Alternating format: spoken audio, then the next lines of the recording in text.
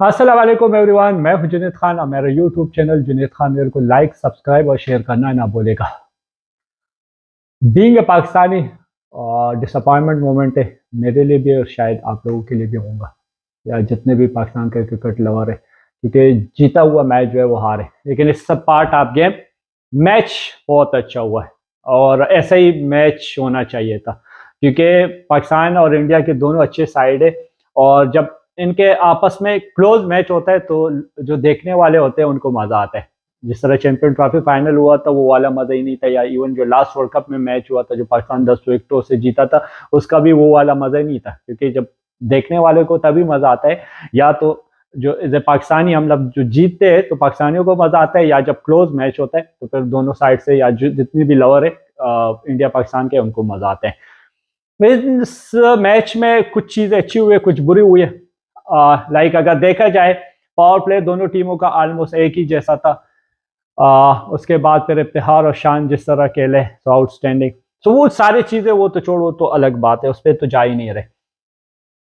लेकिन मैं ये कहूंगा कि इस मैच में बाबर और रोहित के अगर कप्तानी का कंपैरिजन की जाए ना, तो रोहित ने बेहतर की बनस्बत बाबर की। अब बाबर की ने कहाँ पे गलतियां की?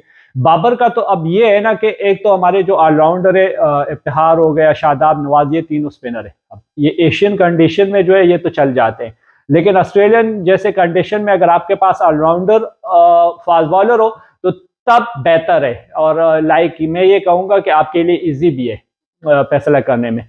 अब जिन जिन टीमों के ऑलराउंडर फास्ट बॉलर में, तो वो एशियन कंडीशन में स्ट्रगल करते हैं, लेकिन अब जो जिस तरह ऑस्ट्रेलिया की कंडीशन है वहां पे वो उनके लिए सूटेबल है, तो वो उनके लिए एक अच्छा है।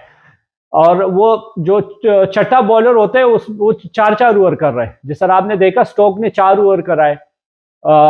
उसके बाद आज आप देख ले हार्दिक पांडे, ये उनका छठा बॉलर था, उसने जो है वो 4 ओवर करे और 2-3 आउट भी किए। तो जिन जिन टीमों के पास भी जो ऑलराउंडर है इस कंडीशन में और वो फास्ट बॉलर है, तो वो उनके लिए एक बोनस है। अब हमारा प्रॉब्लम ये है कि हमारे तीनों जो ऑलराउंडर है वो स्पिनर है, तो एशियन कंडीशन में तो हमारे लिए सूटेबल है, लेकिन यहाँ पे हम स्ट्रगल कर रहे हैं। अब बाबर की कप्तानी क्यों अच्छी नहीं हुई? तो वो इसलिए नहीं हुई क्योंकि उसके पास जो ऑलराउंडर थे या जो छठा बॉलर था वो भी स्पिनर था।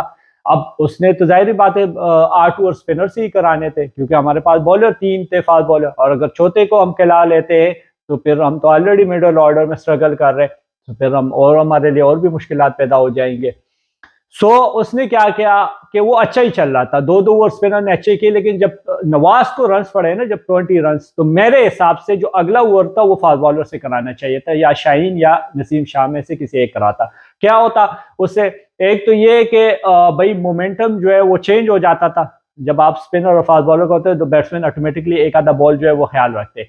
फिर मेरे हिसाब से जो स्पिनर से भी अगला कराते थे ना, तो वो स्पिनर के एंड जो है वो भी चेंज करने चाहिए थे। उससे क्या होता है कि बैट्समैन एक दो बॉल देखता है कि यार इस साइड से स्पिनर का क्या होता है, क्योंकि पैचेस बने होते हैं ना, तो वो सम टाइम जो है वो या एक साइड से ब्रेक होता है, दूसरे साइड से फिर नहीं होता। इस तरह ये होता है क्रिकेट में, और टेक्निक भी है, ऐसे करते भी है। जो सही कप्तान होते हैं ना, जो कहते हैं कि क्विक सोचते हैं, तो वो ऐसे ही करते हैं।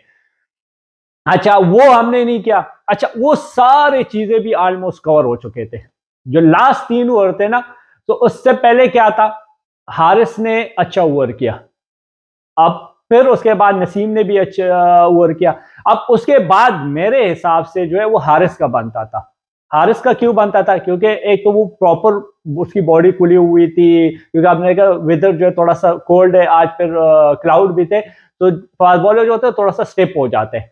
सो हारिस की बिल्कुल बॉडी खुली हुई थी, क्योंकि उससे पहले भी अच्छा ओवर किया था। फिर मेंटली जो है वो भी थोड़ा सा रिलैक्स था, क्योंकि ये सोच रहा था कि भाई मैंने अच्छा ओवर किया है। तो और प्रेशर भी उन पे था, इंडियन प्लेयर्स पे था उस टाइम, जो बैट्समैन थे विराट और हार्दिक पे, क्योंकि 3 ओवर में 48 रन चाहिए थे। तो क्या किया, बाबर ने उससे वो नहीं कराया और शाहीन आया। नो डाउट शाहीन अच्छा बॉलर है, लेकिन एक तो वो इंजरी के बाद आया हुआ है, दूसरा जिस तरह मैंने कहा जो कंडीशन थी वो थोड़ा सा विदर भी विंडी था, तो कोल्ड था, तो वो थोड़ा सा स्टेप होता है।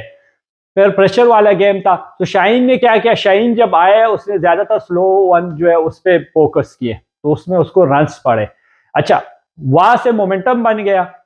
वहां से फिर जब हारिस भी आया ना, हारिस एक तो ये कि मेंटली थोड़ा सा उसने जब भी 19th ओवर किया हुआ है ना तो उसको रन्स पड़े, चाहे आप एशिया कप में ले लो, चाहे उसने लाहौर कलंदर के लिए भी 2-3 मैच मैंने देखे, उसको वहां पे रन्स पड़े।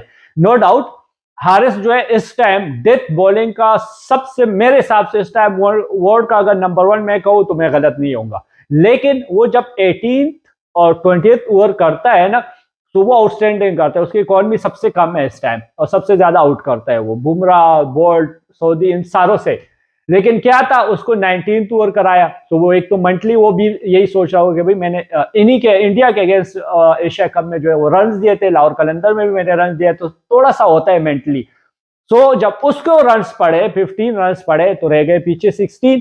अच्छा, अब ऑस्ट्रेलियन कंडीशन में आप स्पिनर से ये नहीं कर सकते, और वो भी अगर ऊपर से हार्दिक 40 पे खड़ा हो, विराट कोहली ने भी 50 से ऊपर रन्स किए थे, और फिर विराट कोहली जैसे प्लेयर कि वो स्पिनर को तो बहुत ही अच्छा खेलता है, और वो भी अगर लास्ट ओवर हो और वो भी 16 रन चाहिए और एशियन ऑस्ट्रेलियन कंडीशन में, सो वो वहां पे तो मैं नवाज पे कोई ब्लेम नहीं कर रहा, तो वो जो है वो जीत गए। अच्छा, उस पर थोड़ी सी ये कर सकते थे कि कीपर को ऊपर लेते, क्योंकि मैं ये मानता हूँ वो तेज तेज कर रहे थे, वो उन लोगों ने ये डिसाइड किया होगा कि शायद एज लग जाए और पीछे चौका हो जाए, तो ये एक साइड से तो अच्छा सोचते, लेकिन उसमें प्रॉब्लम ये आ रहा था कि वो तो कर रहा था, स्पिन ही कर रहा था, जगह से ही तेज कर रहा था, तो उसमें ये था कि जो बैट्समैन थे उस स्टंप का कोई चांस ही नहीं था, तो वो चल चल के खेल रहे थे, तो उसमें जो है नवाज पे थोड़ा सा प्रेशर ज्यादा आ गया। लेकिन फिर भी ओवरऑल मैं तो यही कहूंगा कि वेल डन टीम पाकिस्तान, क्योंकि जिस तरीके से उन लोगों ने कम बैक किया, तो हार जीत जो है पार्ट ऑफ गेम, ये होते रहती है। लेकिन ये कि मेरे ख्याल में इस में अगर देखा जाए ना तो क्रेडिट जो है वो विराट कोहली को जाता है कि जिस तरीके से उसने अपना इनिंग्स बिल्डअप किया और फिनिश किया, क्योंकि उसकी इकॉनमी जो जा रही थी, स्ट्राइक रेट जो उसका था, सॉरी, जो उसका स्ट्राइक रेट था ना, तो वो अंडर 100 था, लेकिन फिर एट द एंड 150 प्लस हो गया। तो ये होता है, जो लेजेंड होते हैं या जो मोस्ट सीनियर प्लेयर होते हैं, जो फिनिशर होते हैं, वो इस तरह होते हैं। So well done Virat Kohli is well. अच्छा, उसके बाद फिर आते हैं जो पहला मैच हुआ था श्रीलंका और आयरलैंड का, उस पर कम बात की जाए तो ही सही है, क्योंकि वन साइडेड मैच था। 9 विकेटों से श्रीलंका जीती है, और मेंडस आउटस्टैंडिंग इनिंग्स खेला है, जिस तरह विराट और शान मसूद और इफ्तिहार खेले, वहाँ पे मेंडस जो है वो 64 उसने किया और आउटस्टैंडिंग इनिंग्स वो खेला है। लेकिन एक चीज इसमें थी कि श्रीलंका ने यहाँ पे भी शो किया है कि भाई जो हम पहला मैच आ रहे हैं वो एक हमारा, मैं तो ये कहूँगा कि बैड लक था।